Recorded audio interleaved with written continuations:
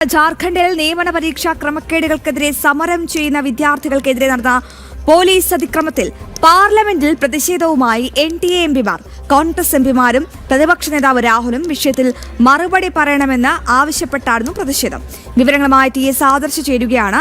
ആദർശ, നിയമന പരീക്ഷാ ക്രമക്കേടുകൾക്കെതിരെ സമരം ചെയ്യുന്ന വിദ്യാർത്ഥികൾക്കെതിരെ നടന്ന പോലീസ് അതിക്രമത്തിലാണ് ഇപ്പോൾ വലിയ രീതിയിൽ ഇപ്പോൾ പാർലമെന്റിൽ NDA എംപിമാർ പ്രതിഷേധിക്കുന്നത്. എന്താണ് പ്രതിഷേധത്തിന്റെ വിവരങ്ങൾ? എങ്ങനെയാണ് ഈ വിഷയത്തിൽ മറുപടി പറയണമെന്ന് അവർ ആവശ്യപ്പെടുന്നത്?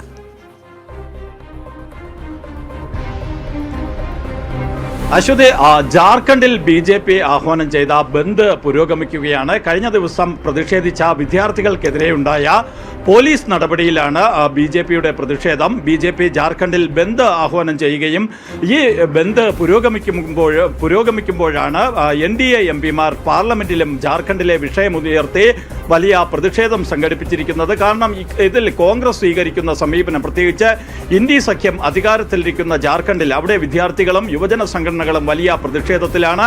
ജാർഖണ്ഡിൽ JPSC പരീക്ഷയുടെയും JSC പരീക്ഷയുടെയും ചോദ്യപേപ്പറുകൾ ചോർന്നിട്ടും അവിടെ കുറ്റക്കാരെ കണ്ടുപിടിക്കുന്നതിനോ ഈ പരീക്ഷകൾ റദ്ദാക്കി പുനഃപരീക്ഷ നടത്തുന്നതിനോ ഒന്നും ജാർഖണ്ഡ് സർക്കാരിന്റെ ഭാഗത്തു നിന്നും യാതൊരു നടപടിയും സ്വീകരിച്ചില്ല.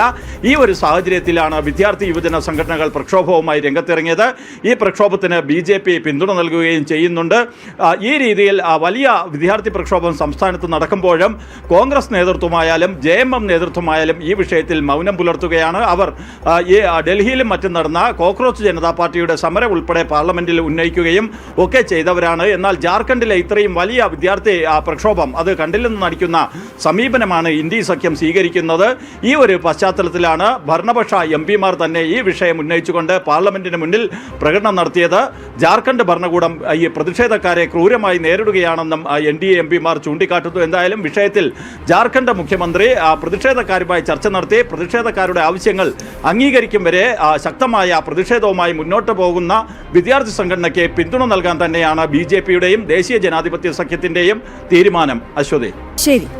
വിദ്യാർത്ഥികൾക്ക് പിന്തുണ നൽകാൻ തന്നെയാണ് ഇപ്പോൾ NDAയുടെ നീക്കം. ഏറ്റവും പ്രധാനപ്പെട്ട വിശദാംശങ്ങൾ പങ്കുവയ്ക്കുകയായിരുന്നു ആദർശ് TS.